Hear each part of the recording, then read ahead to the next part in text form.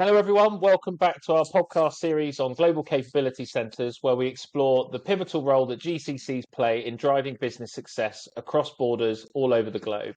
I'm Chris Stanks, and today we're honoured to have Arvind Chaturvedi back with us here again today. Arvind is the former managing director and senior vice president of a variety of organisations such as CDK Global, AstraZeneca, Capita, and many more.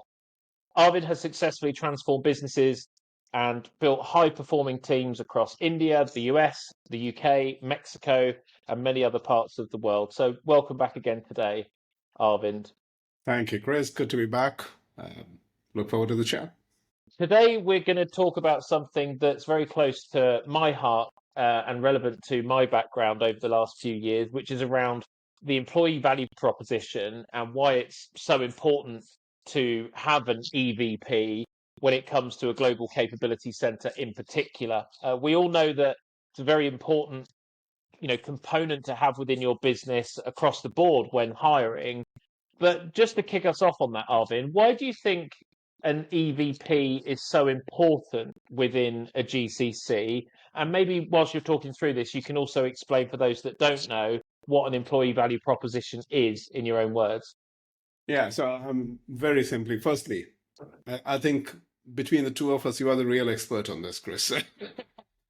I sit on the other side of the table on this one, quite frankly. But, being from the HR fraternity, I think you know this better than me, for sure. But, really for me, in a very simple sort of way, EVP is the USP, the unique selling proposition of an employer to its prospective employees or its current employees, quite frankly. It is about what you're bringing to them. It's what the employer is bringing to the employee. That's what the EVP actually, an EVP is about.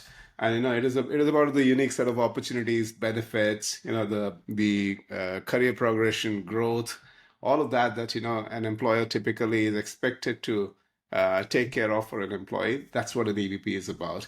But broadly speaking, it is the one reason why an employee might choose to join a particular employer or not, as the case might be, essentially. So it's that important, it's that vital. Going back to the question about why is it important for EVP, as you've already said, Chris, is important, period, irrespective whether it's for a GCC or not. Because when an employee comes on board with an employer, they want to know that they'll be taken care of in every respect, whether it's in terms of compensation, benefits, financial emoluments, their career growth, their development, etc., etc. But that's not all that EVP is about. EVP, I think for me, the most important part of EVP is how well aligned it is with the values and the vision of the organization, essentially. It is about how the organization is likely to treat its employees, in doing what it does, essentially.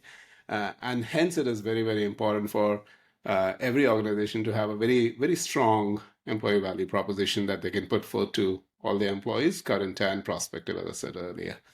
Within a GCC, there are a few things that we need to look at. Firstly, GCCs usually are units that are remotely located from the hub, if you like. So the people who work in the GCCs usually are at a distance from where the action really happens day in and day out. And for them to remain connected with that action, with the thinking, with the philosophy, with the strategy, etc., of the parent organization, the EVP becomes that much more important. And yet there's this question that I've often been asked in my roles, and I'm sure you've been asked in your roles that you would have played as a professional, Chris, is how closely aligned or distinct, for that matter, can the EVP of a GCC be from the parent organization? And I think that answer has to be very clearly, that question has to be very clearly answered, because it's most important that on the one hand, the alignment is visibly there for the employees of the GCCs who are sitting in a remote location to feel close enough to the parent organization. And yet, it has to be fine-tuned to meet the expectations and the cultural nuances of the location where the GCC is located, essentially. So, that fine-tuning that you do as an organization also tells your GCC employees how valuable they are that you care for making that little change happen, those nuances to be addressed essentially. And that's a huge message to them, positive or negative. If you've done that and done that well, thumbs up, they will be with you, they will stay with you essentially. If you've not done that, then there's always a question in their minds as to whether, the location, the asset that the GCC is, and they as the employees of the GCC are of much significance to the organization or not, essentially. So I think there's a lot of things that employees read into an EVP. You and I both know that, Chris. But when some employees who are sitting in a remote location far away from where the action is, like I said earlier, it becomes that much more important because they want to know that they're important and they want to feel connected and be part of and have that sense of belonging essentially. And that's what the EVP imparts. A strong EVP imparts, amongst other things. It does. I appreciate the definition. Yeah. And first of all, I want to agree with everything you just said there, but I also would like to add to it because I think just taking a step back as well, if you look at the sort of evolution of EVP, employee value proposition, and how that's evolved, I remember 20 years ago, 15, 20 years ago, when really a job description was a bunch of requirements that you needed from a person to do a job. And that's completely shifted, where over the last, several years, there's now an understanding that actually it's very much a two-way street. And, as things develop, depending on the region, sure, the power may be more with the employer or the employee. That's true, that depending on the job role, the location, and these other factors. However, on the whole, it's kind of understood now that a balanced proposition explaining what the organization needs, both culturally, behaviorally, and skill-wise, as well as what focusing on what the employee needs and what they're in for if they join that organization, is just a necessary thing to do when you're talking to the outside world, regardless of whether it's in a GCC or a senior role, a junior role, or anything in between, or in any location. So we've definitely seen a big shift around that, and I think that even in sort of job families where maybe there is an abundance of talent, it affects the overall brand perception of the organization. It affects the ability to hire the very top performers within a particular job family as well, even if there is an abundance of talent within that. And within the kind of more niche fields, it's the same in GCC. In fact, I can give an example from this last week where we were hiring for a Salesforce person in India, and we've now had two individuals have said no after accepting a job offer. Now, I'm not saying that our EVP was bad in this case, but I'm just trying to highlight the point that the competition for talent is so vast in that particular field. People have options. They have options. Yeah. And that broadens into other cultural nuances about things. But at the end of the day, these people are being approached by multiple companies, and whoever they feel strongest about is who they're going to join. Obviously, things like the package comes into it and things like that, of course. But the EVP is such an important component, and I just wanted to flag that example, as I say, not because the EVP was bad. I think it was quite the opposite, but it just highlights the competition for talent in certain areas across a business. And so therefore, getting this right is absolutely paramount to an organization. And I think in some cases, there are organizations that maybe don't spend enough time, actually, particularly in GCC locations, because as they see it, it's a low-cost region. It's got an abundance of talent. Maybe they're not so hot on the EVP as they would be for, a niche role in the headquartered location. And that's a huge mistake because of all the things that you just said, Chris. These locations obviously have a lot of talent there to avail. No two ways about it. But there's a lot of competition as well, and the top talent is always in demand, and they will always have options. If you want the best of the best, then you got to really give them something that they can latch onto and say, this is why I want to come and join you and not anybody else, essentially. And you said something and towards the end of what you were saying, which resonates completely with me, because I've had those conversations in the past in my own professional life with the relevant people, where people have said, oh, we got an EVP, we'll roll that out there itself and there as well, and everything will work out fine. We don't need to do any more work on it. And I said, stop. because of various reasons, including you're going from a very different environment where talent sees things very differently from to an environment where the talent is completely differently orientated. Does your EVP address that? You know, does it actually, is it sharp enough to attract talent with that kind of orientation, essentially? And these are mistakes that are easily made. So no, it's not any particular individual's fault when I say that somebody, that I've come across people who've just turned around and said, "Oh, we got an EVP, we'll roll that out over there." They're easily made because you sort of get blindsided completely in terms of what are the nuances of that location, that region, the expectations of people out there, the kind of competition that exists, and what are you trying to achieve out there? All of those things.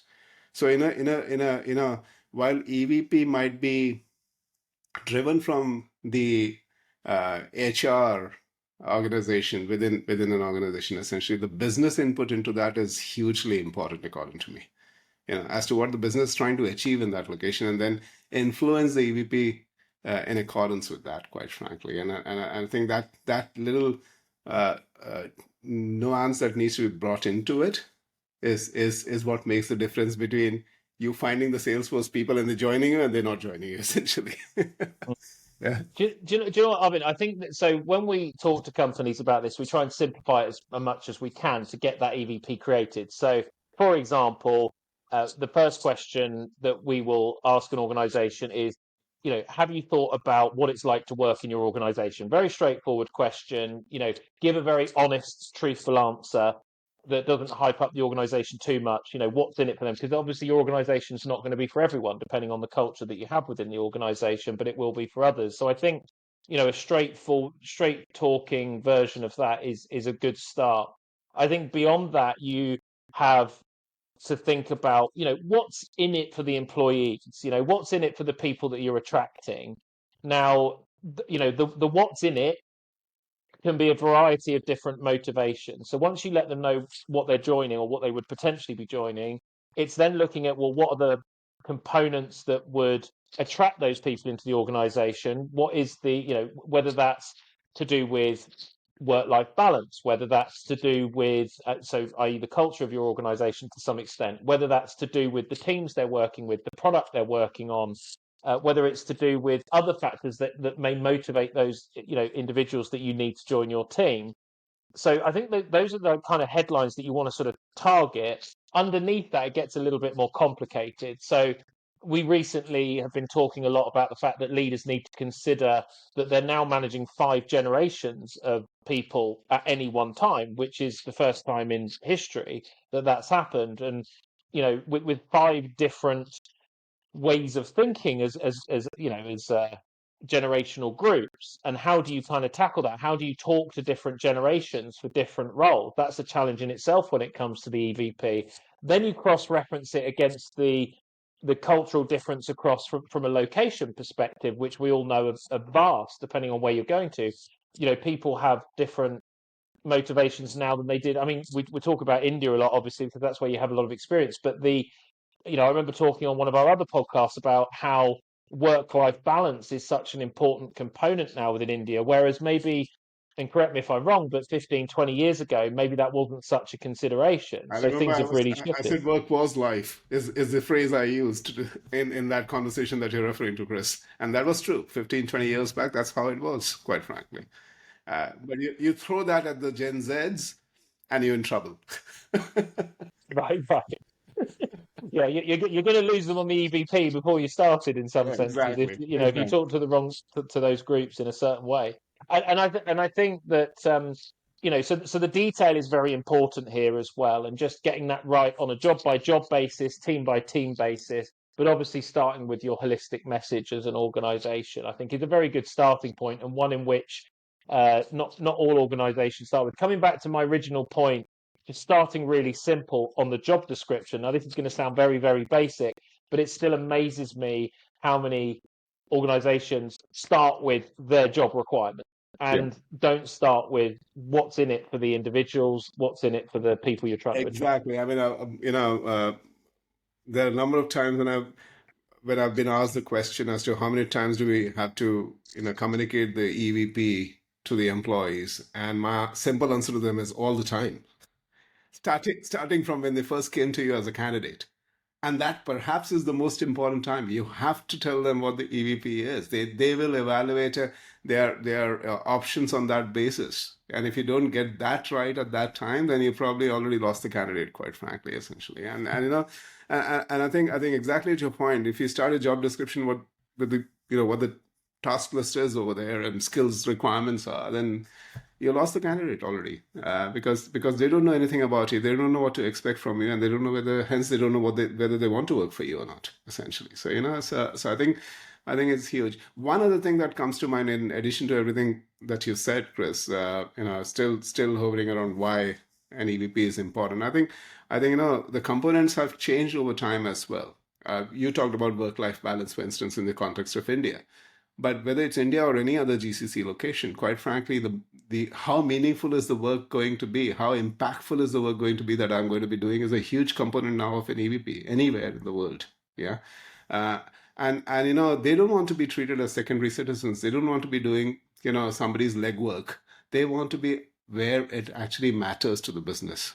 The new workforce is about that. They want to be right up there, delivering to the business, making sure that they're making a direct impact to the business outcomes, essentially. Now, is your operating model actually allowing that? That's a question that you got to ponder on. You got to think about that.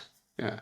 And you touched as well on the fact that I think you said at the beginning of that sort of answer that you need to think about the employee value proposition throughout the journey, right? So start with the original, the first point of contact, what people are going to see and feel when they understand your EVP.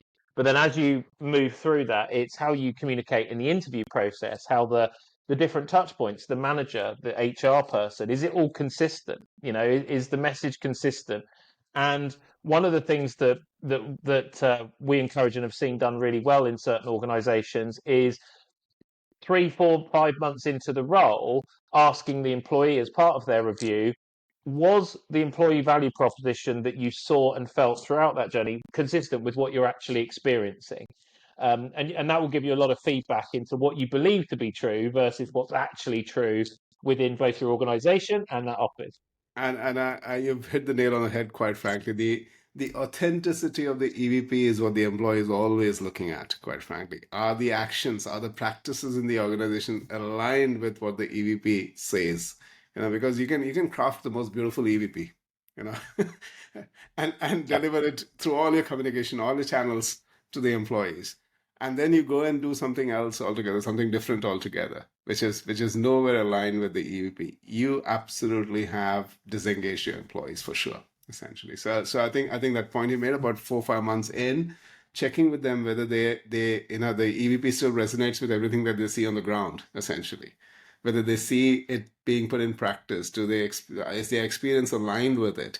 I think it's so important. And not only then, I mean, I personally, as a leader, have done it myself, and I've always encouraged my leaders, who work for me, to do that as well. Every review, every engagement conversation, every time that you have the opportunity to speak with the employee, touch upon some aspect of the EP and see whether the employee is experiencing that or not. And it's a good way of measuring the effectiveness of your EVP as well, because, like I said, you can craft the most beautiful statement or set of statements, and yet not be able to influence your employee base positively if you're not careful, because the practice is not matching what it says. It's authenticity is questionable, essentially. And I think at every touch point, if you keep checking in with your employees, with your team, whether the experience is aligned with the statement, essentially. I think it's a good way of being able to adjust in good time before you've lost it all, essentially. So completely agree. So let me ask you a question, Arvind. So with relation to the alignment of an EVP. So do you think, I'm curious what your views are here, do you think that the EVP should be completely aligned to should we say, the parent organization or the headquarters or the sort of global EVP of the organization? That's kind of the first part of the question. And the second part is, if there are components that need to be different, how do you kind of weave that together? When there's going to be different, there's still going to be different nuances in each region, different motivators in each region, each age group, each generational group, and so forth. Yeah, I think I sort of started answering that question in the first response itself. But I think there is a need for the EVP to be tailored slightly for the region that it's and the people in the region that it's addressing essentially, and that includes the various generations that you talked about, Chris.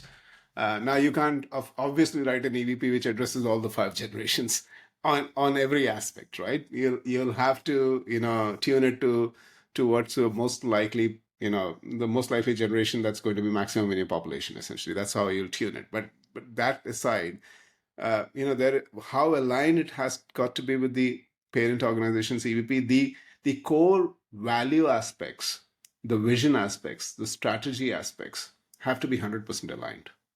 Otherwise, your employees in the GCC who are sitting remotely already will feel lost in terms of what they're trying to deliver to, right? So your business strategy should always define your talent strategy, and that should define your EVP as well, essentially, right? So there is a level of alignment that I believe should be very closely aligned with the parent organization, which is that central piece, which is the core values, the vision, the strategy, anything to do with things like DEI, etc. That all has to be completely aligned. No two ways about it. Yeah. And then there has to be a level of fine tuning that I was talking of earlier, which is to address the expectations of the workforce in the region that you're going in, essentially. Okay. So you already told the workforce that we are about this through the core values, vision, strategy, etc. Yeah. Now you're telling we also care for what you care about. Yeah. And hence we are doing this little fine tuning, which is, relevant to your region and your expectations, essentially. Yeah. Yes. And then it becomes a more comprehensive, EVP. So, what is the level of alignment it should have? In certain respects, very closely aligned, which is the core part about the business, and then very specialized for the region. That's how I would put it typically. Yeah. Is that how you think about it as well, Chris? Yeah.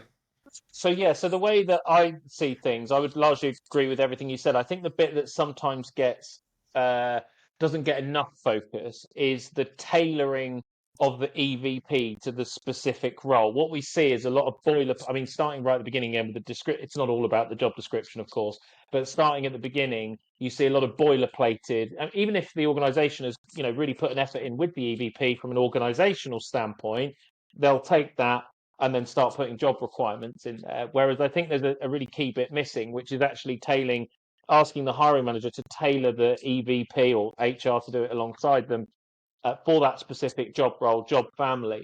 And to mention as well the impact of this on a broader basis, I know that when GCCs are set up, quite often you'll be recruiting 10 or 20 or 30 of the same role. So it becomes even more important because you may have one job description for 20, 30, 40 vacancies. So it's even more important, I would argue, than the one-off roles in other locations from a business impact perspective. So I think the bit that sometimes gets overlooked is that. And I think, again, similarly, as you go through the process, talking about what it's like in that specific team, in that specific location, making sure that aligns to that person's specific values and making sure that it's really understood. I still find it fascinating how organizations, have 5 or 10 core values. And if you ask 90% of the organization, they don't know what they are. Exactly. Yeah. So I think, trying to make it real is some of that. And it's not a hard thing to do once you put your mind to it, and it can make all the difference. Yeah, yeah. I think alignment of the personal values with the organizational values is so important for the employee to be engaged and feel motivated to do what they're supposed to do. Quite frankly, I mean, and not enough emphasis is laid on that, unfortunately, as you're saying, Chris. Yeah, yeah. So, I mean, just coming back, there's a question I have around how this creates competitive advantage for GCCs. I think the obvious answer is that it does. I mean, we've talked about that already. But how would you quantify that? I mean, what kind of impact would it have? Let's say, coming back to the earlier point where we're looking for talent in some areas that may be in abundance in some of these regions, hence why organizations go to those locations. In reality and in practical terms, do you think it has a major impact on the types of people you attract, or is it maybe a lesser of an impact than maybe some other locations that are more developed by way of talent? No, I think it has a huge impact, quite frankly, because and more so now than ever. Yeah. There was a time when people in these locations were seeking these roles with these global organizations, etc. Now it has become the way of life for the new generation workforce, to be honest. You know, it comes to them rather than they having to go and find it. You see what I mean, Chris? Yeah. So now it's the job of the employer even more so to attract these people and retain them. The competitive advantage that comes by virtue of a strong EVP is essentially driven from your ability. We talked about, if you want to hire the best of the best, then you got to have a very strong EVP, a reason for them to come in, and that certainly puts you in a good place from a talent efficiency perspective, if you like, if you have the best of the best. If you're going for the second tier, third tier talent that's available, yeah, they are dime a dozen, quite frankly. You can go and hire them essentially at will, and they will come and join you, irrespective of EVP. But then, if you I talk of 5x people and 10x people who can actually create that 10 times value, 5 times value, etc. than a normal human being. Essentially, they are the best of the best, and if you want to attract them, then you got to have a very strong employee value proposition. If you don't have that, then you won't get the best of the best, which means the talent efficiency goes down. Also, for the really difficult, things that you want to get delivered, difficult solutions that you need to get delivered, you might actually have to expend even more money and, go and outsource it to expert organizations in that regard if you don't have that best of the best in your talent, essentially. Yeah. So it is hugely important to giving you that competitive advantage. Retention is the other big thing. We talked about attraction so far, but retention, EVP is a huge factor in that. And it goes back to the authenticity of the EVP, right? You and I talked about that a few minutes back, which is, does the practice match what it says on the tin, essentially, right? Does the organization actually, in its actions and its behavior, demonstrate what the EVP states?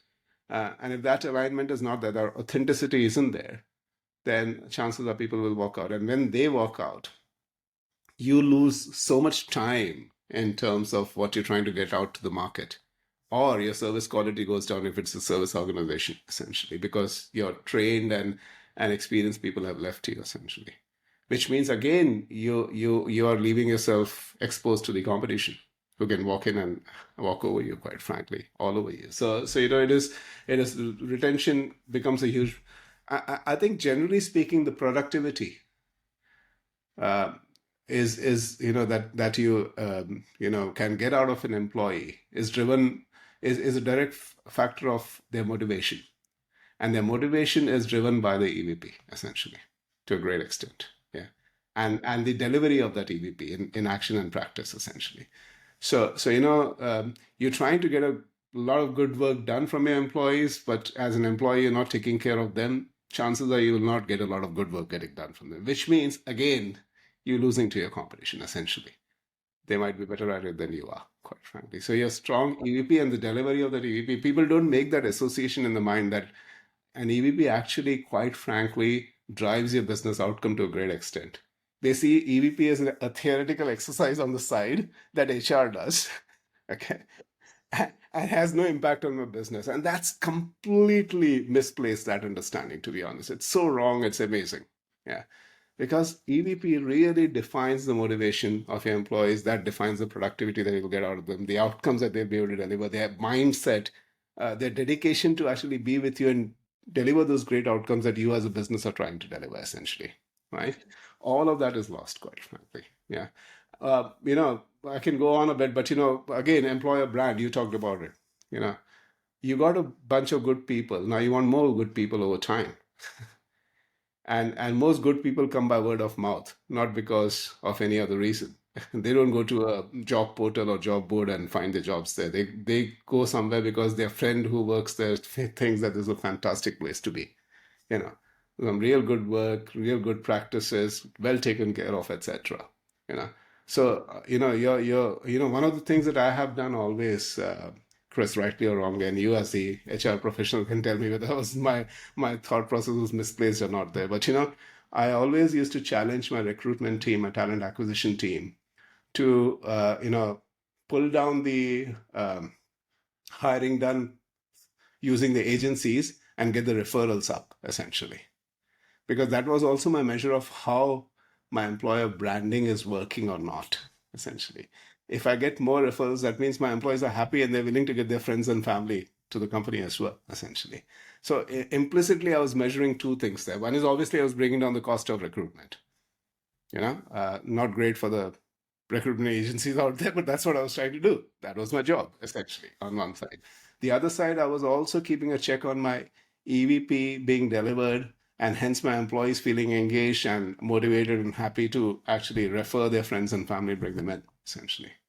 And I think employer branding is such an important part of the job these days, because for every employer, because there are so many platforms out there, social media platforms where you can be slammed, like to the extent that you can't find a single employee on the back of it, quite frankly.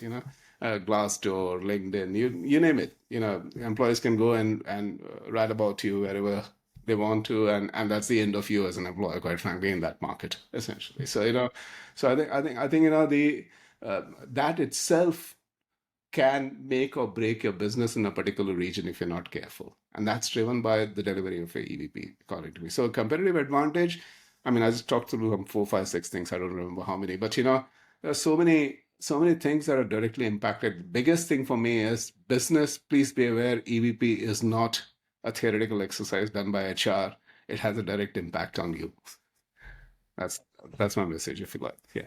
Yeah, no, great. I want to pick out on a couple of the points that you raised there. So one of them is around, it's kind of linked to EVP. It's not directly about EVP itself, but it's very, very linked, which is then how you go on to measure the impact, measure the relevance and the fit of that employee into your organization. So we're kind of talking a little bit about how you assess them here, but it's very much linked to this.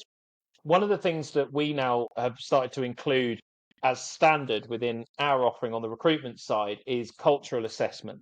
So this is something that I know from experience people have mixed opinions on when it comes to psychometrics, when it comes to cultural assessments, when it comes to these kinds of things in general. I think maybe they have a little bit of a stigma attached to them in some way, that it's more like a horoscope than anything else. But that's not my opinion, not anymore. I think that the science has moved on a lot through AI and other technologies. And what we find is there are very straightforward ways that you can actually measure the cultural fit, or use tools as aids to figure out if somebody is a fit within your organization, aligned to your EVP, before you bring them on. And people often say, especially in some of the low cost locations, they'll say, well, the reality is that the cost and ease of replacing these people is easier than maybe it is in some places like, let's say, the US or UK or wherever it may be, Germany, for example. However, when you think about it, if you spend an hour as a hiring manager, let's say, working on your EVP, and you spend another hour getting the process right, maybe a couple hours, you've got 2 or 3 hours at the front end of the process. In my view, that's going to save you, 10 to 20 hours during the recruitment process, because you're going to attract the right people through the funnel into the interview and assessment stages. So it's going to save you a lot of time and effort there, for sure, by default. And then at the back end of that, most importantly, you're going to save weeks, if not months, not to mention the huge costs associated with hiring the wrong talent, replacing that talent, the direct cost of recruiting, the cost of training, the slightly hard to measure costs around customer engagement, for example, if it's a customer facing role where this person is being brought up to speed, the cultural impact of people coming and going. There's all these sort of things that are slightly harder to measure, but we know are impactful, plus the cold hard cost of actually doing that, the time and the cost of doing it. So what we try and encourage people to do is, let's invest. These organizations are always very busy places, but invest 2 or 3 hours at the front end. That will pay you off at the back end, especially if you're hiring, more than one person, teams of people. It's going to make a huge difference if you invest in the EVP, but also in the assessment side of things. I think we're going to look at doing some separate content around assessments, actually, because it's something that I personally, my opinion, I don't think it's addressed enough. I think people still interview through gut feel. They believe they know what they need through, even through competency interviewing, skills-based interviewing, which is the current sort of trend almost. But it's more than that. Assessing the candidates properly is just, I think, something that's underdone. It's undercooked in most organizations.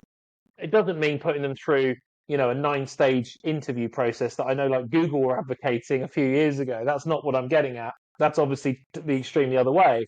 But implementing, a few extra steps that are very simple to do, that not only give, you as the hiring manager or organization comfort in who you're bringing into the team, but actually it also gives a great perception of the people coming in as well, because it shows that you're really caring about the fit within the organization, and it sends them away with a good feeling about your organization if you're bringing them in the right way. So I think there's a lot more that can be done. I think recruitment, if I'm honest, is stuck back in time a little bit when it comes to culturally, to adding, whether it's an external recruitment company or internal. I think the culture of recruiting generally is, we'll put them through an interview process, which is more or less the same in most organizations. So I think there's a lot more you can do there. One of the other things, as well as food for thought around this topic, is we have started to trial the ability to create short video interviews of candidates and video job descriptions and overviews from hiring managers that are exchanged, so that the job description is supported by a short video from the hiring manager or HR to kind of explain on camera what the opportunity is and what it looks like, the good, the bad, and the ugly, what they're walking into. And then vice versa, as the candidates move through the process, the manager and HR get a short video of the candidate to get an initial sense from them when they're getting a lot of applications, which is also a big time saver, because they can make some initial judgments at the very early stage to get the funnel down before having to go through a full formal interview process. So I know some of that is kind of on a related topic, not specifically EVP, but I wanted to just kind of get across how EVP sort of is the starting point that then filters into other best practice that rolls through the recruitment process. And for what it's worth, I'm a firm believer that cultural fit is extremely important. Exactly to your point, Chris. For all the good or bad reasons that you stated, essentially, the good reasons why you should have it there, and the bad things that could happen to you if you don't have it there, essentially. So and it's not about so much about what tools you deploy for assessments, etc. It's more about communicating that both ways. So this video interview, example, for instance, the new thing that's trying to incorporate in the process.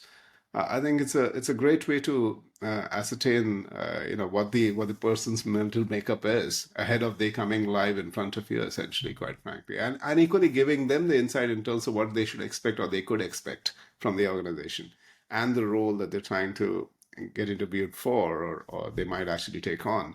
And that's going to be hugely beneficial to both sides, to be honest. So I completely concur. And taking going back to the standard process that people follow for recruitment, the HR interview that was a very important part of, or always has been a very important part of, all the recruitment, the interviews that are conducted for recruiting people. For me, it's always been, quite frankly, a gate that has to be gone through very objectively, as opposed to just being, something that needs to be done for the sake of being done, essentially. And one of the reasons is that the HR representative who's taking the interview, I expect them to be able to both deliver what the expectations of the organization from the employee is, and to the employee deliver what they should expect from the employer, i.e. the organization, essentially. And then on that, on the basis of that conversation, assess whether this is a good cultural fit or not for the employee within the organization, essentially. So for me, it's always been hugely important, and I think EVP plays a huge role in it. Not directly related, as you said, but certainly a derivative of that, for sure. One of the things I want to mention is maybe a little bit of a spoiler alert here, but in our organization, we are looking very closely at implementing an offering which is for a candidate value proposition as well. So one of the things that I have seen done in the recruitment industry, although not at a great scale, has been sitting under the umbrella of career development and career support for the candidate side, but also within that sort of theme, how to create the candidate value proposition. So dealing with individuals who want to figure out how to attract the right organizations in, the other way round, and how to present themselves to that, again, similar process through their resume, their CV at the beginning of the process. How do they stand out, particularly coming back to these roles where there are high job families? So let's let's say they're roles where you might get 10 candidates for every one role. How does an individual stand out in those cases? How do they really show an organization that they should be interviewed and move through the process? And there are many, many ways that can be done. I've heard many stories around this. I remember going back many, many years, this is shows how long I've been doing this, but going back into the early 2000s, there was an individual I'll never forget that we ended up hiring in our team, who, this was in the days where people were posting resumes, and so forth, sort of just about into the email era. But this individual actually sort of posted their resume and put it on like fluorescent pink paper. And put at the top, you might be wondering why I put this on fluorescent pink paper. It's just so you take the time to read it, something along those lines. And when we were actually looking through the 50, 100 resumes physically on a desk in those days, which one do you see? It's the obvious one, right? You see the pink one, and think. I mean, okay, that's an extreme example, but there are things that I think candidates can do more. The default is resume covering letter. I'll do what the company says. One of the things I always advise people is, look, you're going to be one of many. So yes, the organization might say, hey, reply here if you're interested, by all means, but you're going to get into an applicant tracking system, an ATS of hundreds potentially, and you might get missed. That's the reality. So how do you stand out? Well, contact the recruiter directly, find their email address, contact the hiring manager directly, find their email address. These things make a real difference when you're applying. So I think there's a probably for another podcast, I think, but there is a flip side to this, which is the candidate value proposition, and how we're looking at ways that how we can help the industry from that perspective as well as the employer's perspective. That will be very high value. That will be very high value. That's especially in the current. We talk about abundance of talent, but there are only so many great jobs out there, which most of these people are looking for, quite frankly. And how do you stand out from the crowd? Essentially, I think that's huge. That's huge. Yeah, and even for more niche positions, I think, sure, you might find a job. You might get 10 phone calls a day for if you've got the skill set that's currently in demand. But I would still say, focusing on the candidate, that your value proposition as an individual will increase your leverage when it comes to negotiation, when it comes to the position. There are other benefits that will come around this and give you more choice, which, let's face it, we all spend a lot of time working. So investing that time up front in your own journey as a candidate, even in a high skill demand area, has maybe slightly different benefits than other job families. So it's something that we're looking at the moment anyway. Arvin, I'm just conscious that we need to wrap up soon. Just before we sign off, I just would love to ask. I mean, I've given a couple of examples actually there about organize, or particularly on the candidate side, about that candidate that submitted their resume on a very different coloured sheet of paper. Have you got any? Have you got any? This is the bit where we'll have organisations doing fluorescent pink job descriptions now and sending them out. But is there anything, any stories or any examples of where you've seen a company do EVP well? Yeah, no, I think there are tons of examples. Again, I mean, lots of companies, and I've said wherever I have had the opportunity to impact that and influence that. Obviously, I've been very focused on that myself. But again, not focusing on what I have done through my career. If you look at the big names, a few names that stand out. IBM, for instance, the EVP revolves around innovation and using technology to solve complex problems. Now that's hugely attractive to the tech whiz kids over there, essentially, and that allows them to build teams which are actually able to deliver, a lot of great innovation to the markets, essentially. Accenture, they sort of pride themselves on being the leaders in helping organizations go through digital transformation. Now, for that, they have to have an EVP which brings the right talent, which can deliver that across, right? And their EVP focuses on inclusion and growth and opportunities across the globe, etc. And that brings them the right talent and retains them as well. And they're able to then turn it around into, giving those innovative, solutions which will allow companies to do their digital transformation. So, two from the tech industry that I've just called out. I mean, if you look across the base and Siemens, again, focused on innovation, focused on, responsibility, social and business, and really being purpose driven. That's their EVP, quite frankly. And I'm not quoting any of the EVPs essentially very deliberately because I don't want to get caught out saying something wrong and somebody coming after me for that. But really, it is about making sure that people feel that they're doing good work, which is going to be both socially and business wise very impactful, and that's Siemens for you, and what they deliver out there in terms of technological advantage to their customers and the innovation that they bring to the table, frankly, is second to none. So that speaks for itself, the kind of workforce they can create behind it, essentially. And I'm talking of GCCs here. I'm not talking of the parent organizations, quite frankly. The GCCs being able to attract, essentially.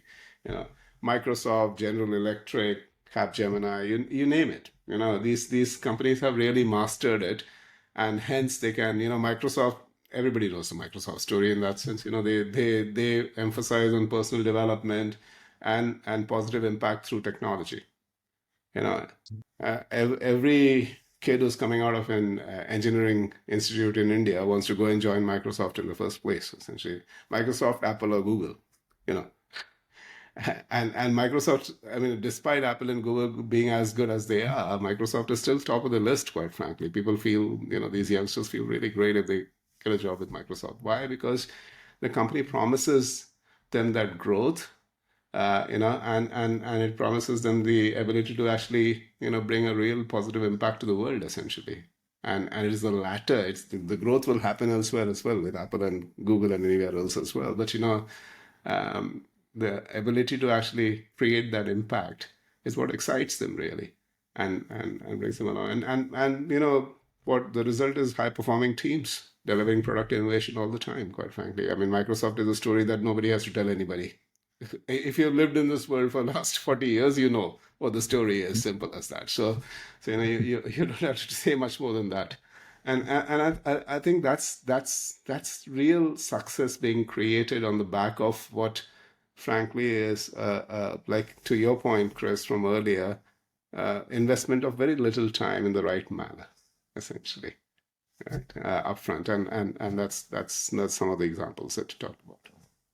Let me let's end on a very short story that I just want to mention, just for just for our listeners and our watchers here today. So I was going back about 4 or 5 years. We were supporting a few organizations across Eastern Europe, and there was one organization that had created a very strong EVP. And this is about the delivery of the EVP. So the EVP itself, I can't quite remember off the top of my head, but it was a very strong EVP. And what they found out was one of their biggest competitor organizations had a very large gym underneath their building that their workers went to. And that gym was owned by a different organization. So the competitor organization found out that that there was no contract in place with that gym for any marketing, advertising, and so forth. So they set up a contract in that gym, knowing that 80% of the gym members were working for the organization directly above, who were their target organization. And across all of the screens on all of the equipment, they basically placed all of their employer value proposition messaging with a very specific call to action that said something along the lines of, you know, looking to advance your career, you know, drop us a line. Here's a call to action. Come speak to us. We're just across the road. And I thought, okay, it's a little bit cheeky, but you know what? It did the job for them in a very competitive market. I thought it was brilliant. You know, you've got all these employees in your, and it was literally across the road. It was maybe 500 meters away where the organisation was, and I Brilliant. think they put a little link to Google Maps on there or something as well, if I remember right. So it was obviously very perfect. That's spotting an opportunity and making most of it, right? Quite Yeah, literally. yeah, cheeky for sure, but you know what? It did the job and put a lot of smile on a lot of faces, and it worked. So anyway, on that note, I think we're pretty much out of time now. So just want to wrap up. So thanks again, Arvin, for joining us today on this podcast. Really appreciate your insights as always. And I would just like to add to those that are joining us either for the first time or as a reminder for those that have been on other podcasts with us. If you did enjoy the episode today, please do subscribe to this channel, leave a review, share it with your network. And also, I just want to mention that Arvin's LinkedIn profile is in the description if you'd like to connect and learn more about Arvin's journey or maybe get in touch with Arvin about anything on your agenda. I also want to mention that if you need any specific advice when it comes to international expansion, specifically around global capability centers, maybe you're looking to set up your first GCC, maybe you have GCCs, you know, within your business already across different locations across the globe. Either way, we are experts here at the Leadership Collective on supporting organizations with that transition. So whether that's guidance and help and support and advice on where to set your GCC up, whether it's about setting up the office in that location right the way through to the infrastructure.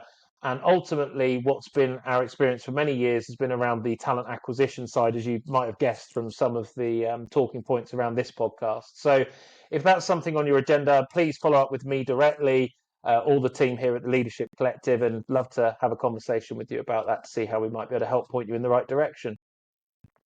So thanks again, Arvin, for joining us, and we'll see you all on the next episode. Thank you, Chris. Great conversation, as always.